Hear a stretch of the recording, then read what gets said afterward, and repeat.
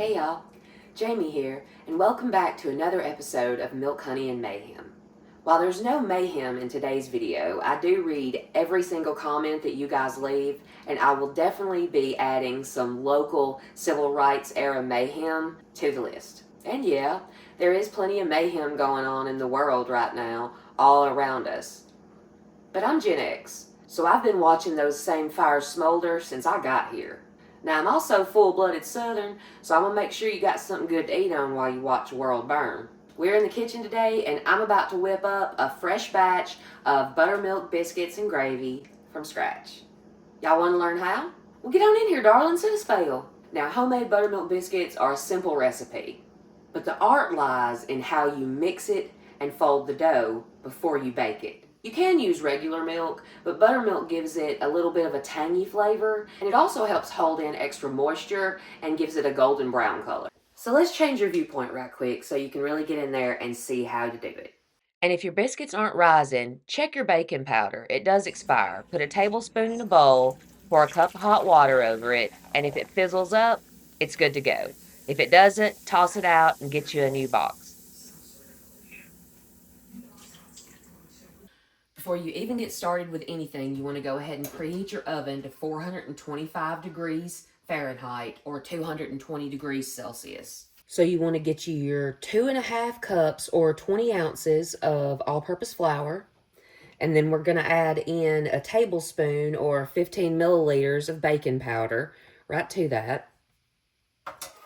And we're going to add in about a half a teaspoon of salt. I don't even know how to convert that to metric. A scotiatat, I would say. Whisk that around a little bit and just get it all combined. Now this step right here is personal preference. You do not have to run it through a sifter, but I prefer to. I just like a lighter, softer biscuit. Now we'll just sift this around right quick. Make sure everything's evenly mixed. Then you want a whole stick of cold butter. It needs to be cold for the next step. We're going to take it and slice it into little thin slices like that, and then just add those right in there. This cold butter in here is what's going to create the pockets that make the biscuit flaky and layery and buttery. Now for this next step, you can use a fork or you can use one of those pastry cutters. But down here in the South, we use a good clean pair of hands so you can feel what you're doing. You're going to go in, mix in your butter and your flour and kind of pinch it up in little bitty pieces. You just split those up, keep coating them in the flour as you're moving them around down in there, pinching them. And you want to do that until all of your butter is in little pea-sized chunks. Don't be afraid to really get in there. Mix that butter up. Occasionally take your dough from the bottom and mix it all in. And just keep crumbling those chunks of butter you find.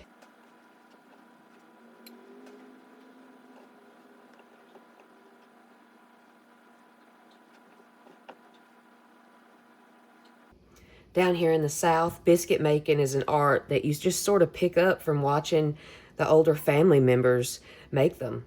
I can remember far back watching my grandmother make homemade biscuits from about 2, and she'd put me up on a kitchen chair and let me help. Okay, now we've got all that butter worked in there. You want your mixture to look something like this. See those small crumbles of butter in there? Now we're going to take and make a little divot in the center like that. And then we want to take a cup of cold buttermilk and pour that right down in that divot.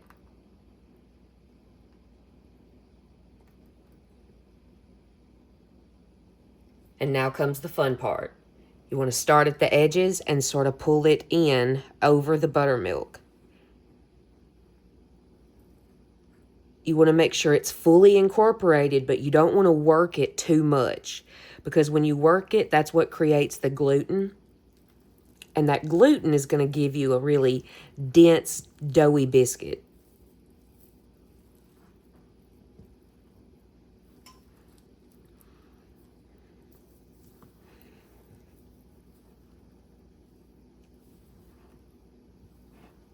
So we're going to clean up our hands and we'll be back for the next step. Now after you get your hands good and clean, you want to get a good clean counter. I like to use this silicone mat just because it cleans up easy, and I like how it's got the measurements so I can see exactly what I'm doing.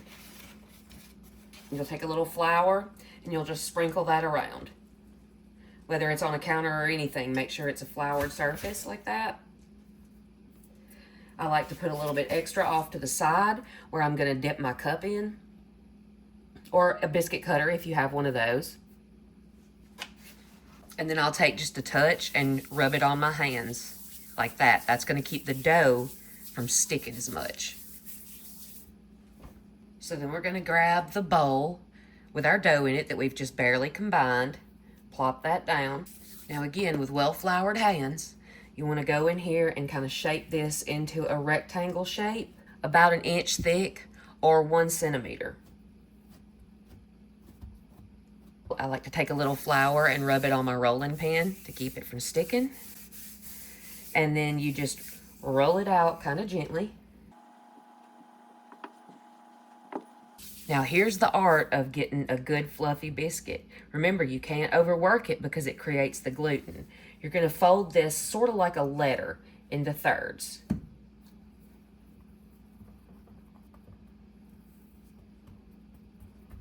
Pat it down. And then roll it out again. And you want to be kind of gentle when you're rolling.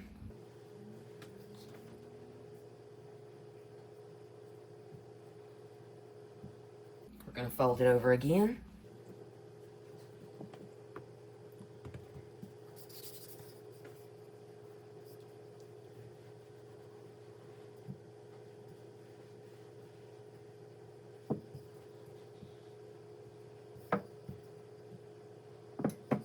Now you can use a biscuit cutter for this, or if you've got a cup that's a good size you like, you can use that. I like these, they come with oatmeal.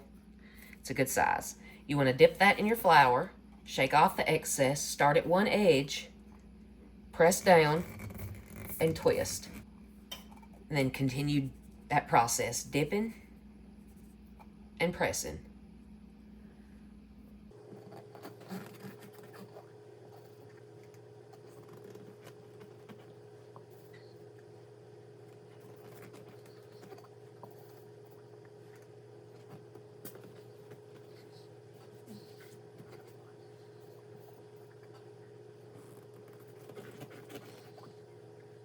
So there's the first 6. We're going to transfer these out onto a baking sheet lined with parchment paper. And when you lay these on here, you want to make sure that the sides of them are touching.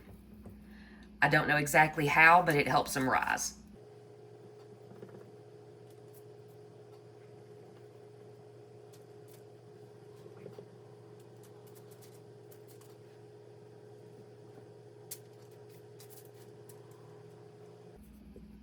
So once we've got this, we just want to gently combine it together and re-roll it again. You don't have to do any of the refolding. Just sort of combine it into a ball, like that. Sprinkle down just a little bit more flour.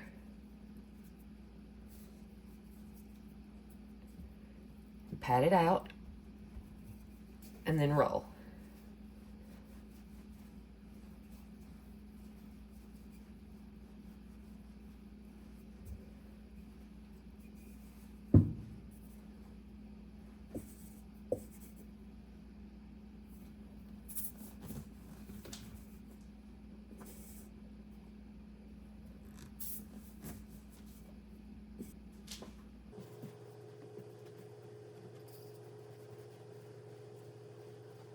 And then you just keep reworking the dough until you fill up your pan. And these biscuits can be frozen from this point.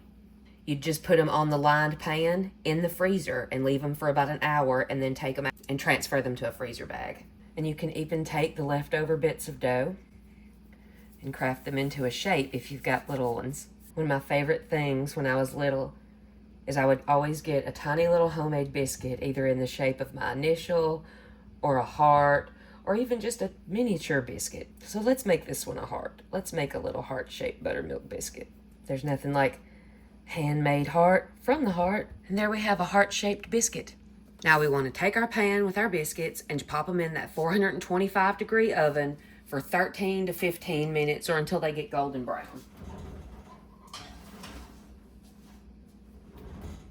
All right, it's been about 13 minutes for me. Let's pull these out of the oven.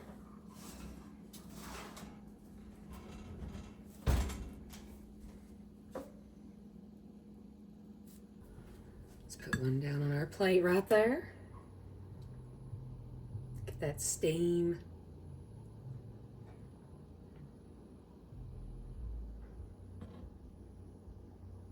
All right, let's split this bad boy open and see what it looks like.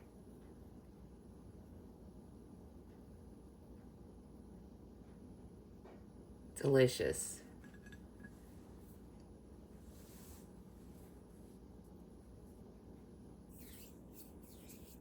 And we're gonna get us a pat of butter on there.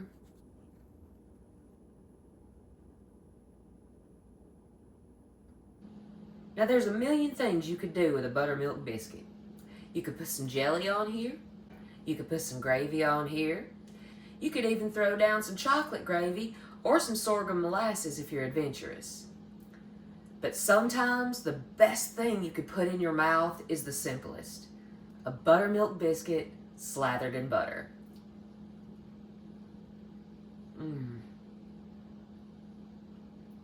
It just melts in your mouth.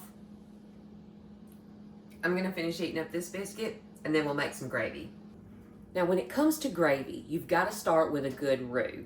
If you've cooked some sort of meat, bacon or sausage, ham, whatever, you can use the pan drippings and start with that. But if you don't have that, you're gonna have to have some sort of fat. So bacon grease, tallow, you can even use butter. But be careful if you're using butter because it'll burn a lot quicker and turn brown on you, and that's not what you want for that good creamy white gravy. I like this because it's convenient and easy to use. You're gonna get a scoop about this much and put it in your pan. Now get on up here so you can see, because this part's important. So once we've got our bacon fat good and melted, we wanna take about 1/4 cup of just plain white flour and sprinkle that in there. You're gonna take a spatula and mash that around to make sure that there's no clumps in it.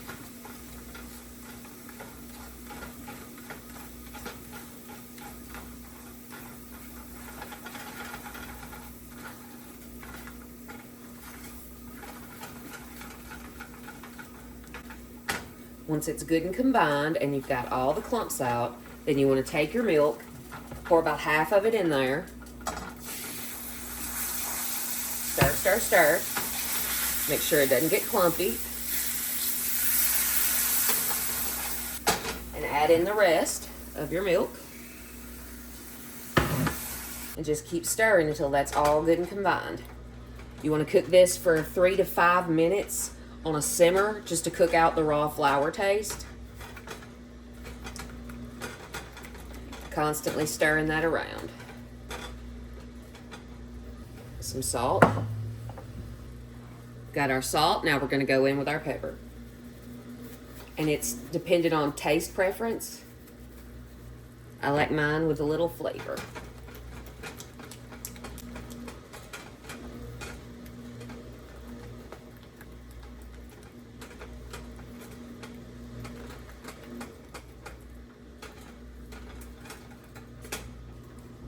Now, if your gravy starts to get thick on you, you could always just add in a little more milk.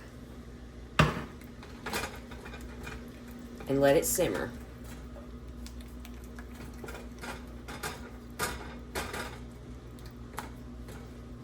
You just want to constantly stir it around and make sure it's combined and it doesn't get scorched on the bottom. And there we have white gravy. All right, here you go. Can I get you some sweet tea to go with that? I sure hope y'all have enjoyed a good home-cooked meal. If you decide to make some, let me know down there in those comments how it turns out and what you think about it. Now, I'm gonna go on and eat before my gravy cools off, but I'll catch y'all on the next one. And until then, y'all be good.